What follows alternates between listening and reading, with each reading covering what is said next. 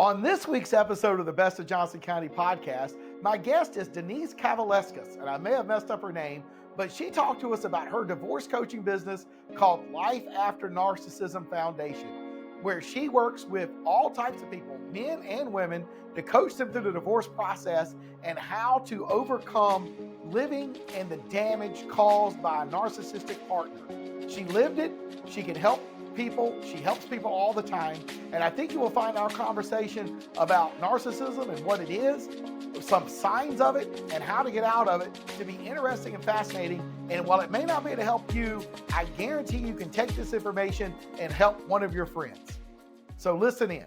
Welcome to another episode of Best of Johnston County, brought to you by Breeden Law Office. Our host, Jonathan Breeden, an experienced family lawyer with a deep connection to the community, is ready to take you on a journey through the area that he has called home for over 20 years. Whether it's a deep dive into the love locals have for the county or unraveling the complexities of family law, Best of Johnston County presents an authentic slice of this unique community. Hello, and welcome to another edition of the Best of Johnson County podcast. I'm your host, Jonathan Breeden. And on today's episode, we have Denise Kavaliauskas. Oh my goodness, Lithuanian name, I'm told. Kavaliauskas of the Life After Narcissism Foundation. We're going to talk a little bit about what narcissism is, her divorce coaching business, and maybe some tips on how to get out if you happen to be in a relationship with a narcissist, because that's often the hardest part. But before we get to that, I want to like you to like, follow, and subscribe to this podcast wherever you see it, whether it be on Apple, Spotify, YouTube, LinkedIn, TikTok, or any of the other social media channels of the Best Johnson County podcast. The Best Johnson County podcast comes out every single Monday and now has for well over 18 months. And we've had tons and tons of great guests. So if you love Johnson County as much as I do, go back and listen to some of our previous guests, including Lori Jones, the general manager of the North State Food Hall, Rick Hester, Johnson County Commissioner, Patrick Harris, Johnson County Commissioner, Butch Lauder, Johnson County Commissioner Chairman, Hanley House, Miss Teen America from 2 years ago. Just fascinating people. I think you'll find all these conversations interesting. If you love Johnson County as much as I do, this is the podcast for you. Welcome, Denise. Thank you. All right. I know I messed up your name. How do you No. say your last name? Kavaliauskas. Kavaliauskas. All right. I've been practicing and I still kind of maybe messed it up. But Totally anyway, okay. So cool. So tell us, the audience, about, who you are, where you're from, what you do. So my name is Denise Kavaliauskas. That is my married name. Originally, I'm Denise Clark, and originally from South Florida. And I moved to Johnson County in 2015. In 2012, I left an abusive relationship. So that's how I ended up here in North Carolina. So it was a 22-year narcissistic abusive relationship with the father of my two children, and came here with a futon couch and an air mattress and started all over again.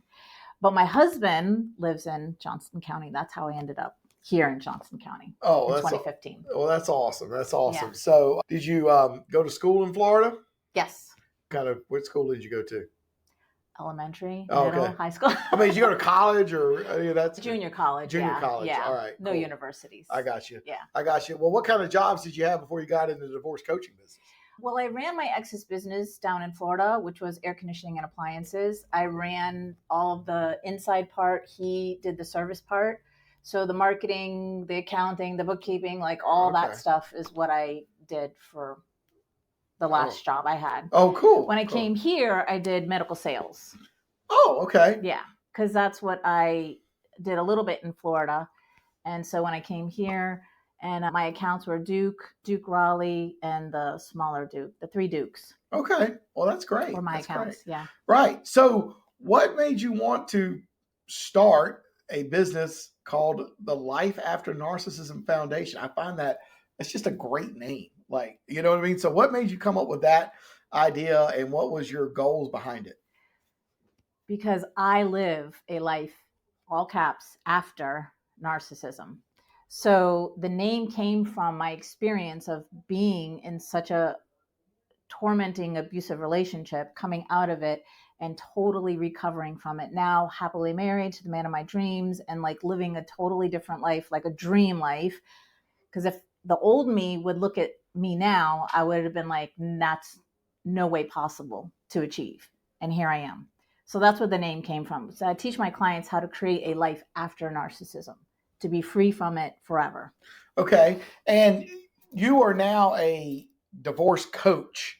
Yes. So this business, while it's called Life After Narcissism, really is a divorce coaching business. So talk a little bit about what you do, what services you provide, how you help people. So I help my clients create a mindset when divorcing a narcissist in court, high conflict child custody cases. And I help them create a mindset coming out of the victim abusive consciousness. And once they're out of that consciousness, they're no longer matching with the narcissist. So once that happens, it's a totally different ballpark. And it's a game. As you know, the whole thing is a game. So I teach them how to play the game to where they're winning and not being at the effect of the game that the narcissist is playing. So I coach them on that and basically just teaching them how to get out of the victim abuser consciousness, because once they do that, they've already won. It's over. Right. They just got to go through the steps to. Right. So what are some of those steps to get out of the victim abuser relationship? So I tell them where they're coming, where their energy is when they come to me, because their energy is always in fear. They're very scared of the threats that the narcissist is making or the abuse that they've been through, shame, guilt, blame, like all of those lower levels of emotions, consciousness. And so once I have them recognize, like, this is where your energy has been, and you've been in reactive energy to the narcissist. Once they can recognize where they've been, then I show them where they can go. And once I show them where they can go, then I teach them with my tools of how to go that way up into the higher levels of consciousness so that there's no game. So it's through talking, it's through coaching. It's very intuitive what I do with my clients. So when I'm on a call with them, like I don't have notes or anything. I just go by their energy and what they're bringing to me. And so I get energetic downloads, energetic things to share with them that help them pop out of that. Okay. Yeah. And I go back to a word you said a minute ago.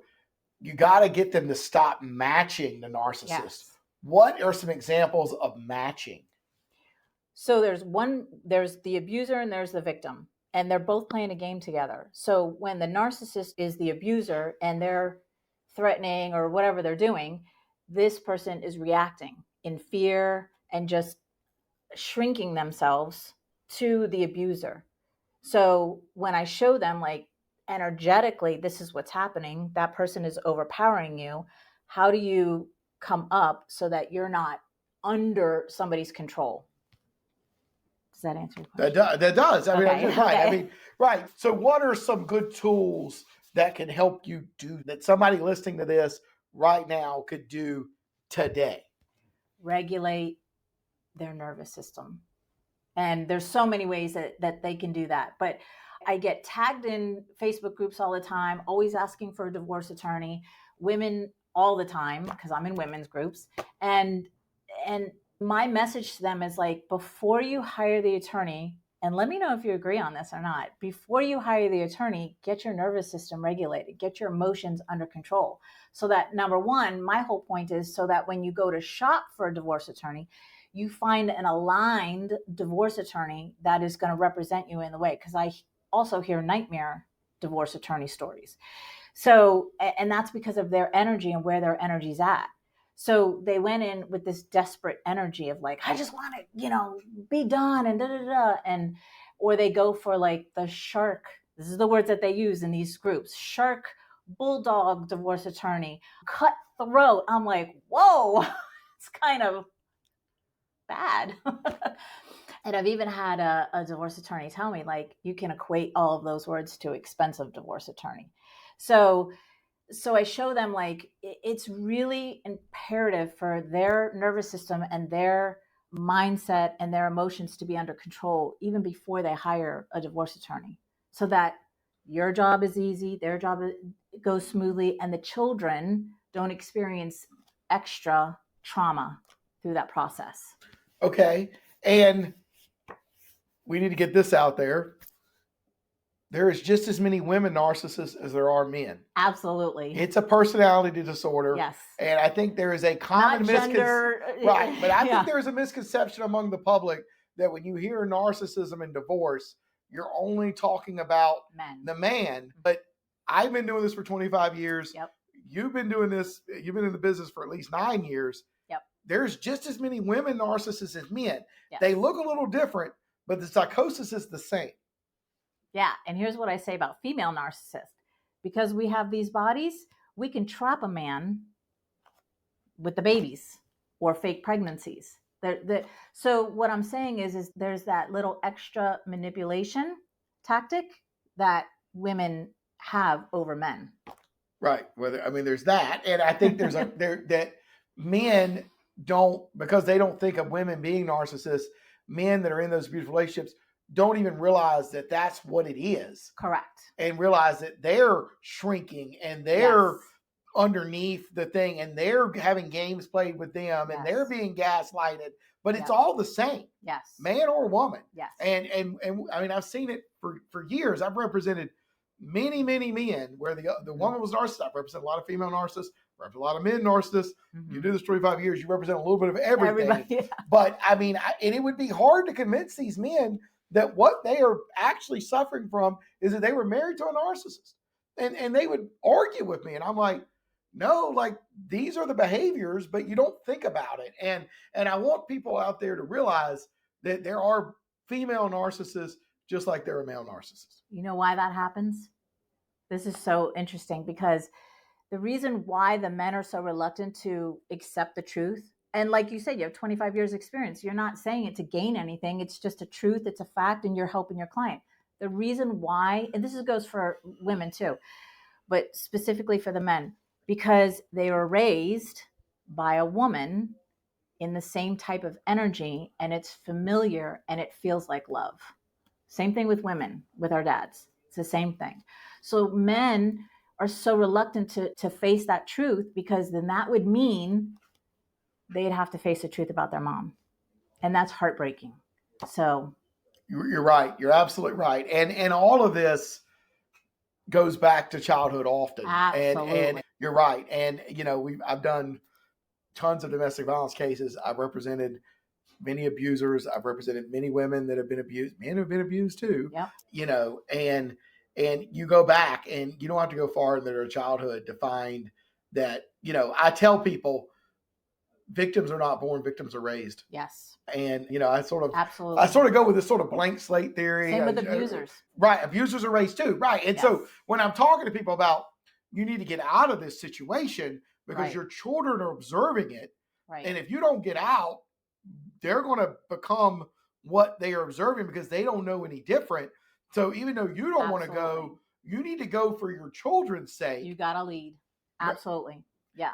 And that's, so in my experience, in my personal experience, I stayed in my relationship for 22 years because I didn't know any of this. I didn't even know my ex was a narcissist until I was 2 years out of the relationship. And even though my best friend told me, Denise, don't you think he's a narcissist? And I did a little quiz online. I was like, he got 8 out of 10. Nah, he's not. Looking back, I'm like, oh my God, Denise, what were you thinking? But my children, at the effect of what they saw between myself and their dad, because I was no angel either. I was very toxic too. I was showing up very toxic. I was reacting to him and it was just a huge mess. My children went through so much trauma and drama because I stayed. We stayed. Well, and I've had so many cases with the Department of Social Services where there is domestic violence and social services has come in and said, y'all can stay together, but these kids aren't staying here. Right. And somebody's going to have to go, or we're going to put these kids somewhere else because we're not going to have them witness this. Right. And this could be like regular upper middle class people where that's happened. Like it's not just everybody, that's just poor people. No, that's anybody. Like if the state gets word that your kids are witnessing domestic violence and stuff like that, or somebody files a restraining order and then drops it, but yet it's been filed and it alleges bad things, the state's going to know about it. And so that's a thing too. And we do a lot of cases here and, including, we did one this week where the mom's with a guy who's not good and he sort of beat her up, and we represent the dad. They're divorced, but we had to go get the dad emergency custody because the mom stayed with the guy. Mm-hmm. And we're like, this can't be. Like, she can stay with him, but these kids can't stay there. The Right. court agreed with us, and now the dad has full custody, and the mom's new husband can't be around these kids. So I don't know what mom's going to do, but like, like you can't have that. Right. And so if you end up in a court situation, the court's not going to leave these kids around domestic violence if it can help it. If it can find anywhere else to place them, and that includes with the state, that's what it's going to do. Right. And I mean, I think that's important. Have family law questions? Need guidance to navigate legal challenges? The compassionate team at Breeden Law Office is here to help. Visit us at www.breedenfirm.com for practical advice, resources, or to book a consultation. Remember, when life gets messy, you don't have to face it alone. So, what are some early signs of controlling narcissistic behavior? I mean, you can pick this up on I used to, back before I got married 18 years ago or whatever, I used to have friends that were dating and stuff. And I knew this stuff because I'd been doing these cases. I knew what you could look for in the first conversations, in the first few texts. But this isn't podcast about me. This podcast is about you. What are signs that people might have a problem? And you can get it early. To me, there's you missed it, but like you know them now. Right, exactly. Now I know it by heart. And that's what I was just going to say. There's almost like a profile for male or female. There's almost like a profile. So early signs, well, one is, I always say this, hoarding the conversation. Everything's about them. Even if you're talking, like if I'm sharing a story with you and you turn it around to make it about you instead of listening to my story, right? Controlling, let's see, I just did a post the other day about how I used to view my ex-husband's protection over me as his controlling over me as protection, right? I just love you and I just don't want anything to happen to you. So are you going to wear that? Because that's, you know what I mean? So it's very subtle. It's very little tiny things. And when you come from that type of personality and that energy, then that's why it's so hard to recognize, because it's so familiar. So little things like that. And then the biggest thing that I notice with people and myself too is like years pass by and one day you just look at your life and you're like, WTF, like how did I get here? This is so crazy. So then you start to recognize, as you go through the healing process, you start to recognize all of the controlling behaviors, but that's just a few of them. Yeah, it's something that I used to tell people to look for. If you start getting a lot of text and they want to know where you are, that's 24 hours a day, 7 days a week, and you may have been on one date. Right. Or you go on one date and the next thing you know, you get 24 roses and a watch. Yeah. Stuff that's just out of proportion to what it is. Yeah. And what I think a lot of times women in particular will think, oh, he's interested in me. He's sending me these texts. He wants to know where we're at. He wants to spend all this time with me and all of that stuff. But but that is the beginning of controlling and cutting you off from your friends and all the things that these abusers do. And for people listening, and you know this because you've been coaching a long time, I don't care what race you are. I don't care what religion you are. I don't care where in the world you're from. Mm-hmm. I literally have represented people that have spoken more languages than I can count from every corner of this world, because Raleigh is an international city, and it's all the same. Yep. Like narcissism is the same. It's the same whether you're Christian, whether you're Muslim, whether you're Buddhist, whether you're Hindu. It doesn't matter. So don't think that there's anything special or unique, or it can't be me. It can be rich, it can be poor, it can be educated. I mean, it does not matter. It is a psychosis. It is a personality disorder caused by trauma in childhood. Oftentimes when the mind is the most fungible between the ages of 4 and 6 and 13 and 16. But it doesn't have to, if you're going to have trauma outside of that. But those are the two most important traumas that lead to this, like all the other personality disorders. And there are 12 or 13 or whatever. There's a lot more than, but what we're talking about is narcissism. And then you see a lot of borderline personality disorder as well. Right. And it's sort of, they're similar, very similar. Yeah. And, as we were talking before we started this, the number one trait of a narcissist and a borderline is it's you, not me. Yeah. So talk about that and how you deal with that, because they have absolutely no insight into the fact that they're the problem. Right. So the first sign would be, I call it the blame game. So like I was saying before, like it's your fault, it's society's fault, it's my parents' fault, it's economy's fault. It's always somebody else's fault. It's never me. I'm the victim. So a narcissist shows up as either the hero or the victim. There's no in between. It's either this or this. So, and that's a huge indicator, is that nothing is ever their responsibility. They don't take any accountability for themselves. It's always somebody or something else's fault of why I'm in this situation or why this happened. Or if it's a relationship, like, well, you said something and that's why I reacted this way. That's a famous one, right? Like, you did it and that's why I reacted this way. So I call it the blame game. It's very obvious to some of us that this is everybody else's fault. And so that's a great indicator too, that anytime somebody is blaming anything and not taking accountability, they're making themselves a victim. And victim is in the lower levels of consciousness, and it's in the abuser victim consciousness. Right. The other thing that I've seen, and you probably have seen this as well, is, you end up with this sort of, particularly when it starts to become, and look, verbal domestic violence is domestic violence as well. And, Yep. and it's often worse because you're not getting hit and you don't realize it, Yep. but it's the same thing. Absolutely. But it's all about control. And so I tell people it's a little bit like a yo-yo, and these abusers are going to, you talk about hero or victim, they're going to either, it's almost like, I'm going to punch you in the face. Here's a dozen roses, Mm-hmm. right?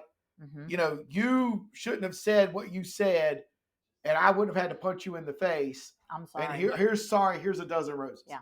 Right. So it's a yo-yo. And so if you start to separate, and you may have witnessed this when you went through it, the abuse gets worse, as does the rewards. Mm-hmm. So all of a sudden, it may not have been physical, but it becomes physical. And instead of getting roses, you get a car that you can't afford. But like, I've heard it's those stuff, stories. right? Yeah. Like, it's stuff like that. Like the rewards get greater, but the abuse gets greater, and they're trying to find the thing that makes this situation get back to where they have control. Mm-hmm. And I don't know if you saw this. I mean, you got out of the situation, you didn't know it was a narcissist, but in almost all of them, you start to get these yo-yos. Mm-hmm. Is that what you've seen? Yeah. And you just reminded me of a Mother's Day that I had a long time ago. And my ex gave me not one piece of jewelry, but like 4. It was earrings and a bracelet and this set and something else. It was like all of this jewelry. And I was like, at the time, I was like, wow, this is so nice. But at the same time, I was like, wow, this is a lot. Not knowing it, not doing the connection. And then another time, he bought me a tennis bracelet. And I remember my best friend saying, that's a guilt present from all the cheating that he does to try to make up for it. So yeah, it could be jewelry, cars, roses, but at the end, it's, I'm sorry, here's my apology, don't do it again. Right? Right. Yeah. Right. No, you're right. You're absolutely right. Because it's still not my fault. It's still your fault. Right. So if somebody listening to this, man or woman, thinks they're in a relationship like this, and I guarantee you, with the amount of this that's out there, somebody listening to this, which is why you're here, part of the reason we do this, what should they do first? Seek out somebody, a professional or somebody that they trust in their community, that they can regulate their nervous system and get their emotions under control. Kind of see things for what they are so that they can make clear decisions in the next move. If it is divorce, to hire a divorce attorney so that they can hire somebody who is in alignment and represent them and advocate for them in the legal part.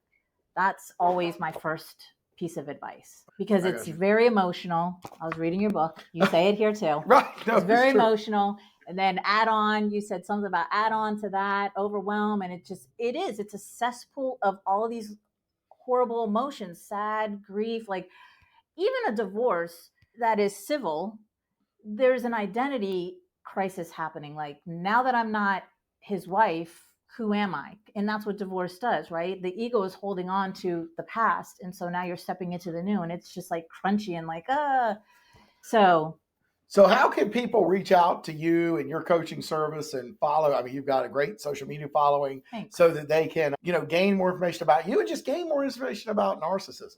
So my website is yourdivorcedoula.co. And everything is there. They could book a call with me. I do offer a 30-minute free consultation, and I don't do hard sales because this is very emotional. So no cost, no obligation. But I can't guarantee them that on that 30-minute call, they will be shown where they're at and where they need to go in order for this to turn out in their favor. Okay. Right. And is there a phone number or just reach out through the website? Yes, through the website. Just through the website. All right. And then I think you're on Facebook. Yes. And I think, what's your Facebook page? Oh, well, the page is Life After Narcissism Foundation. Okay, cool. Right. And then the website is YourDivorceDoula.co. YourDivorceDoula.co. Okay. All right, cool.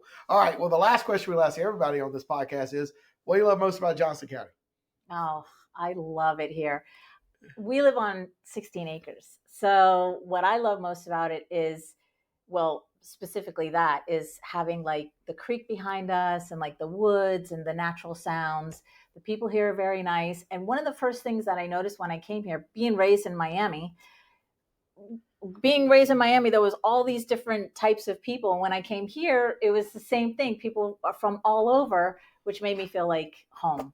Well, that's awesome. Yeah, there's a lot more people in Johnston County than when I got here in 2000, and they are from all over, and that's kind of neat. So anyway, we would like to thank Denise for coming and being our guest on this podcast today. As we mentioned earlier, please like, follow, subscribe to this podcast wherever you're seeing it. Also, leave us a 5-star review down below. Tell us what you liked about what Denise went through, and maybe tell some of your own stories about dealing with a narcissist as well. You're not alone out there, and definitely reach out to help. If you need a divorce attorney, you can definitely reach out to us here at the Breeden Law Office. We'll try to help you with that. We work with narcissism all day, every day, and so we've seen just about all of it. And, you know, if nothing else you get from Denise and I's conversation today, you're not alone.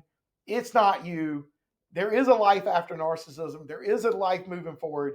You don't have to stay in. Reach out. If you're a victim of domestic violence, harborshelter.org. Harbor Shelter is a free resource here in Johnston County. Interact in Wake County. Safe House in Harnett County. All of these people can help you, but help is there. Know it's there. Reach out and get it. Till next time, I'm your host, Jonathan Breeden. That's the end of today's episode of Best of Johnston County, a show brought to you by the trusted team at Breeden Law Office. We thank you for joining us today, and we look forward to sharing more interesting facets of this community next week. Every story, every viewpoint adds another thread to the rich tapestry of Johnston County. If the legal aspects highlighted raise some questions, help is just around the corner at www.breedenfirm.com.